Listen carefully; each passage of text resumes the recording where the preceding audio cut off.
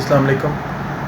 اچھا بردر، ایسے ہے کہ جو پراپرٹی ڈیلرز ایسوسیشن ہے اور جو پراپرٹی ڈیلروں کا حال ہے وہ تو پہلے جو تھا سو تھا. موجودہ گورنمنٹ میں اور پھر کچھ کرونا کی وجہ سے آپ سوچ نہیں سکتے جو مشکلات حالات ہیں اس ٹائم. جتنے کہہ سکتے ہیں نا الفاظ مجھے میرا خیال ہے کہ نہیں ملتے جتنے مشکل حالات پراپرٹی ڈیلرز کے ہیں اس ٹائم. اور جو آپ نے بات کی احتجاج میں نہ نکلنا، اس کی میرے مطابق دو وجوہات ہیں. ایک وجوہات بات یہ ہے کہ جو کچھ تنظیمیں جو ہیں اور ایسوسیشنز جو ہیں کچھ علاقے جو ہیں وہ پی ٹی آئی کے گڑھ بن چکے ہیں. تو کوئی بھی موجودہ حکومت اپنی جو ایسوسیشنز ہیں اپنی جس کو وہ اون کرتی ہیں، جن کے وہ پیروکار کے لائے جاتے ہیں، وہ اس کے خلاف نہیں چلتے.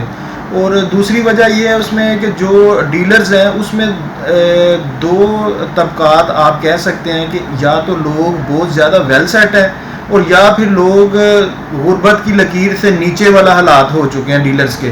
تو جن کے بہت اچھے حالات ہیں وہ اس چیز سے کوئی کنسرن نہیں ہے، جو مرضی گورنمنٹ آئے جیسے معاملات. ان کئی لوگوں نے، کئی دوست ہمارے ایسے ہیں کہ جنہوں نے ذہن بنا لیا ہوا ہے کہ یہ ہم نے اس گورنمنٹ کا ٹینور کا وقت جو ہے وہ نکالنا ہے، اس کے بعد بزنس کریں گے.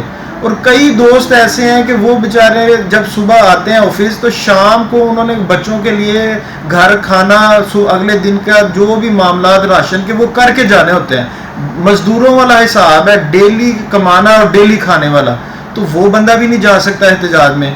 تو یہی وجہ، اس کے علاوہ تو کوئی تیسری وجہ نہیں ہے. آپ کسی سے بھی کوئی بھی بزنس مین سے پوچھ لیں پراپرٹی کا چھوڑ کے، تو بزنس تو اوورآل سارے ڈسٹربنسڈ ہے.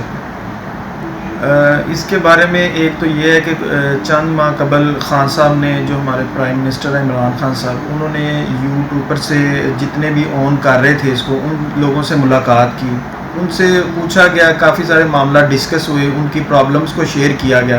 تو اس میں جب ان کی انکم کا پوچھا گیا تو خان صاحب حیران رہ گئے کہ آپ لوگوں کی اتنی انکم ہے. تو پھر اس پہ خان صاحب نے آن دی ریکارڈ یہ بات بھی ہے کہ خان صاحب نے بھی کہا کہ مجھے بھی ایک یوٹیوب چینل بنا لینا چاہیے. تو یہ تو ہمیں اسی چیز کا رد عمل لگتا ہے. جو عدالت نے کل ایک آرڈر جاری کیے ہیں جس میں ان کی بندش کا کہا گیا ہے، تو ہم آپ اور کوئی بندہ ایسا نہیں ہے کہ جو اداروں کے خلاف بات پہ ایگری کرے. ہم اس کی مخالفت کرتے ہیں.